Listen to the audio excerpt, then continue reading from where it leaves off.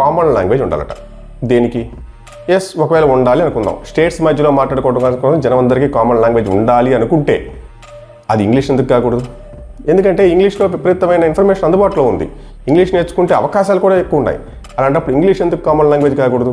ఇక రెండోది, ఫ్రెండ్స్తో పాటో లేకపోతే సినిమాలు చూసో హిందీ నేర్చేసుకోవచ్చట. మరి అదే పని వాళ్ళు చేయొచ్చు కదా, సౌత్ ఇండియన్ లాంగ్వేజ్ నేర్చుకోవచ్చు కదా అవసరం ఉంటే. ఏ భాషని కూడా బలవంతంగా రుద్దకూడదు, అలాగే ఏ భాషని బాయ్కాట్ చేయొద్దు అంటాడు. అసలు బలవంతంగా రుద్దే కాన్సెప్ట్ లేకపోతే అసలు బాయ్కాట్ చేయాల్సిన కాన్సెప్ట్ ఎందుకు వస్తుంది? అఫీషియల్ లాంగ్వేజ్ అనే పేరుతోటి ఈ లాంగ్వేజ్ని మిగతా వారి మీద ఇంపోజ్ చేయడానికి ఇండైరెక్ట్గా చేసే ప్రయత్నాలు అర్థం చేసుకోలేంత పిచ్చోళ్ళు లేరు కాబట్టే దాన్ని బాయ్కాట్ అంటున్నారు.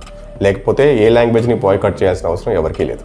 ఇక మూడవ అత్యంత రీజన్, హిందీని రిజెక్ట్ చేస్తున్నారు కానీ ఇంగ్లీష్ని రిజెక్ట్ చేయట్లేదంట. ఇంగ్లీష్ ఏమన్నా మీ తాతలదా అంటాడు.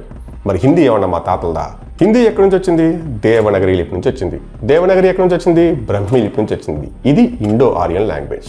సో ఎక్కువ మంది హిందీ మాట్లాడుతున్నారు కాబట్టి హిందీని కామన్ లాంగ్వేజ్ చేద్దామంటే దేశంలో కాకులు ఎక్కువ ఉన్నాయి కాబట్టి నెమలను తీసేసి జాతీయ పక్షిగా కాకిని పెడదామనే వాదన కూడా ఉంది.